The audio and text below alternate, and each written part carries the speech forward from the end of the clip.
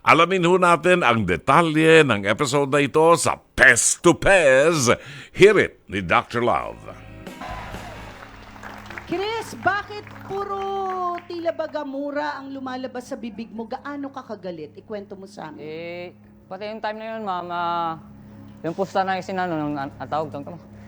Okay, teka, hinga ka muna, hinga. 1, 2, 3. Inhale, exhale. So Chris, magkano ang naging pustahan nyo? 5K po. Ah! Medyo nakaka-bad trip ngayon, medyo malaki. So, pagka ganito ba, magkano, ilan ang gamer?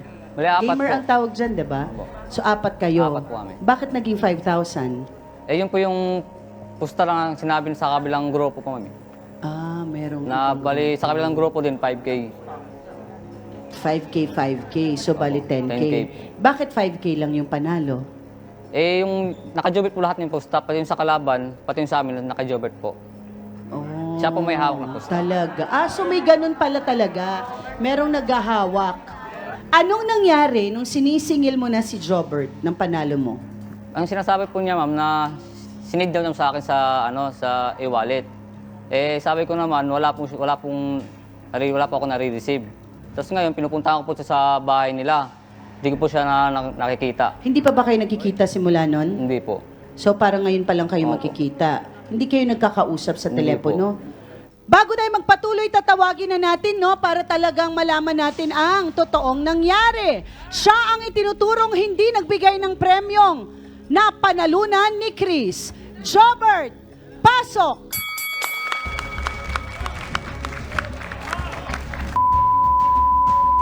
Suntukan tayo dito. Ano? Sinungaling ka. Nangyari? Hindi mo ba talaga nabigay yung 5,000? Nung nanalo po sila, ma'am, sinend ko po sa kanya. Nagiinom pa po siya. Tapos kinabukasan, binuntahan niya ako sa bahay. Sinabi niya sa akin na hindi ko pa daw nasisend. Pero nung sinend mo yon sa e-wallet, meron Pinapakita kang- ko po sa kanya yung resibo, yung may reference pinakita po. ka? Opo. Pwede Binasag mo ba niya yung ipakita cellphone sa ko eh. amin mamaya? Wala na nga po yung cellphone ko, binasag niya eh. Yung pinapakita ko sa kanya eh. Oh, binasag mo yun. Gagawa natin ang Sinungaling paraan. ka. Ang Binasag mo totoo, yun. hanggang ngayon, kasi palaisipan kay na Chris, bakit saan napunta yung premyo? Kung sinasabi mo na pinadala mo, dapat, tama ba? Meron yan sa tindahan ba? O may Meron screenshot? po yun, ma'am. And everything. Okay, bakit mo sinabing sinira na yung cellphone mo kaya hindi ka na wala ka na napakita? Pinapakita ko nga Nagpang-abot po na eh. ba kayo? Pinapakita ko po sa kanya yung reference ka po. Tapos binasag niya yung cellphone ko. Siguro natatakot siya sa mga kasama niya. Kasi ginanong mo sa mukha ko eh. Kasi ginanong mo sa Sinungaling mukha ka, ko. ginanong ko Tapos sa mukha pagtanong mo. ko ng cellphone mo, Pinakita ko lang nabasag. sa'yo. Hindi ko siya Pinakita binasag ko lang talaga. sa'yo. Ginanong mo sa mukha ko eh. Ginanong ko sa mukha mo. Oo, ginanong mo talaga sa mukha ko. Oo, ngayon kung gano'n ko sa mukha mo. Ginanong mo sa mukha. Okay. Sinungaling ka eh. Sinungaling ka eh. Pero may nakuha ka ba kahit magkano, Wala, Chris? wala po, wala. Wala ka nang talaga. nakuha kasi inubos mo sa Ay, pag-inom sandali. mo. Wala. Nag-online Jobert, sugal Jobert, yun eh. sandali. Jobert, sandali lang. Kahit binasag yung phone mo, yung SIM mo, hugutin mo sa iba, ilipat mo. Hindi nga po eh. Sa e-wallet, may transaction Ayun eh. yun, di ba? Yung problema po kasi noon, yung Gcash account, hindi naman po sa akin. Sa akin lang nag-login yung tropa ko para masin namin sa kanila yung Gcash na pera. Okay, so yung tropa mo, hindi ba siya nagbigay sa iyo ng... Ayun na nga po, yung na-compute na namin yun. 5,000 lang po talaga hawak ko yung kasi nila. Sila may hawak noon. Kasi hindi naman nila kami pwedeng kuhain yung pera nila. Okay, pero Di pa kami Jobert, nananalo mahirap eh. talaga yan paniwalaan dahil nga ebidensya ang kailangan natin. Chris, wala ka bang na-receive? Wala po. Wala, sinungaling ka. Wala Baka talaga ako na-scatter na-receive. mo na. Wala ako Baka na-receive. na-scatter mo na. Wala. Dalaman, Wala. Mama Carla, sa kanya naman, makikita rin kung may pumasok. Kaya nga. Oo. Wala. May prueba yan, dahil di mabubura yun eh. Kasi medyo malaki na yung pera. Kayo ba ay magkaibigan? Matagal ko na pong teammate dyan. Okay lang kita dinaya. Binibigay ko nga sa'yo Bata pag pa yung nananalo tayo. laro eh. kami ng ML Teammate niyan. ng Sinungaling ano? ka eh. Emil ko, online nag-email game. kami, Okay. nagkakampi kami yan eh. Kasi kaya nandito si Chris para magreklamo dahil hindi ka na daw niya nakikita Di sa mo ako bahay. nakikita. Dumadaan niya ako din, Hindi hinamon nakikita mo ako yan, suntukan eh. O, dito tayo magsuntukan. Tara. Hindi naman eh. Pagka nagyaya doon, sinusumusugod din sa akin mga angkan Siyempre, niya ikaw ang eh. sinusugod Kaya ka ko. nagtatapang doon, dito tayo. O tara. Dito tayo. Ikaw ang sinusugod ko. Paking ide. Yung pagkakayakap naman ni Tweety. Wala na siyang pakialam kahit masuntok siya sa batok eh. Mayakap lang niya si Chris. Okay, ayusin natin to, guys, kasi hindi namin kayo matutulungan kung walang magsasabi ng totoo at habang buhay kayo magkakaroon ng mitsa.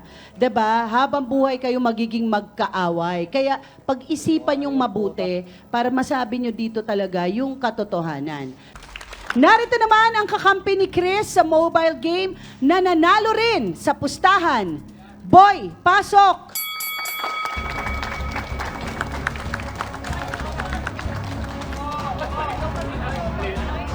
Akala ko, Hindi nabigay din ang panalo sa iyo, Boy. Hindi po. Kailan na ba nangyari to na nagkakaganito kayo? April 15 po. Eto lang ha. Okay, itong buwan lang ito, Jobert. So, iba naman ang kay Chris, iba na yung kay Boy Opo. na panalo. Magkano sa'yo? Yung ano Panalo mo? po, yung 1,000 lang po. 1,000 naman Opo. sa'yo. Hindi rin nabigay, Jobert? Di ko nakalaban yan, yung isa po. Isa po. JR.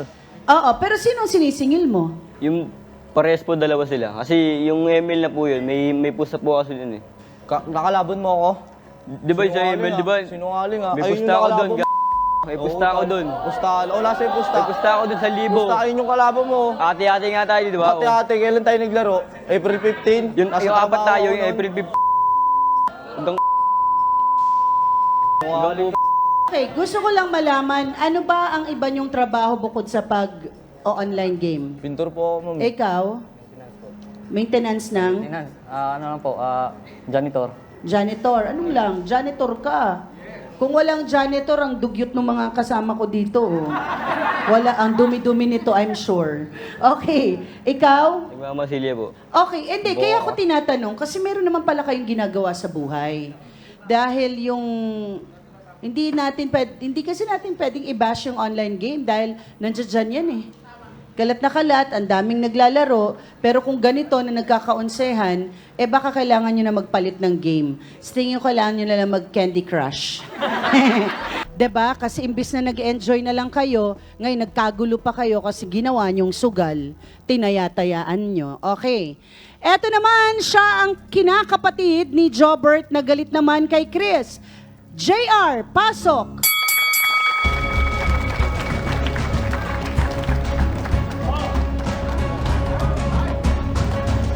Yes, JR, bakit galit ka naman kay Chris? Anong problema? Ma'am, kasi nung si Chris, ay si Jobert po, nagsusumbong po sa akin siya na lagi daw po siyang inaabangan ni Chris doon sa labasan. Kasama niya lagi mga kamag-anak Ngayon po, niya eh, pag nagyayaya sa akin eh.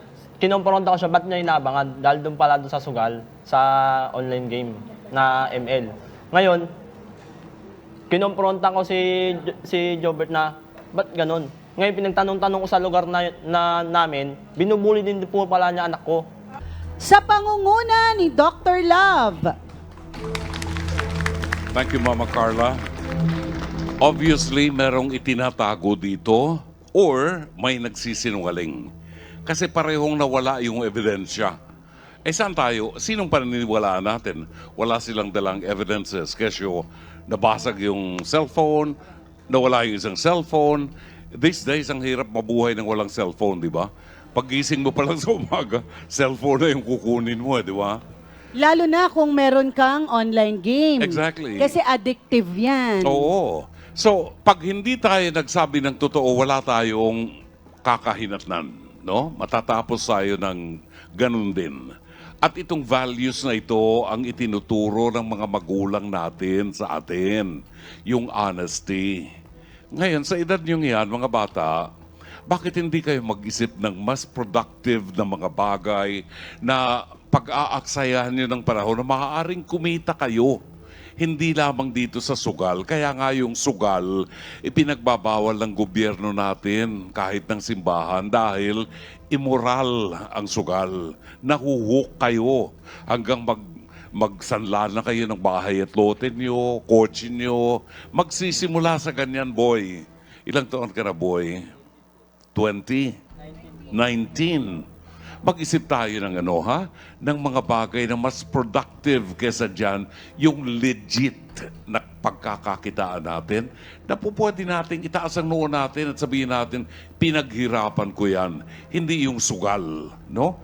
Walang kahihinat na ng sugal. Maniwala ka, hindi kayo yayaman sa sugal. No? Eh kung ako nga hindi nagsusugal, hindi pa yumayaman eh. Eh di lalo na yung nagsusugal. Gumawa na lamang tayo ng mga mas productive na mga magagawa natin. Nakikita tayo na legit. Ha? Lalo kung magkakaroon kayo ng kanya-kanyang pamilya. Tigilan na muna yung pagsusugal na yan. Kasi away lang yan. Tignan nyo, ang pangalan to si Jobert, hindi siya makalabas. For fear na inaabangan siya ni Chris. O sabi naman ni Chris, hindi kita inaabangan. Hindi, wala na, naglukuhan na tayo, paikot-ikot na lang yan. It becomes a cycle. And this is a sign na hindi maganda ang takbo ng buhay nyo.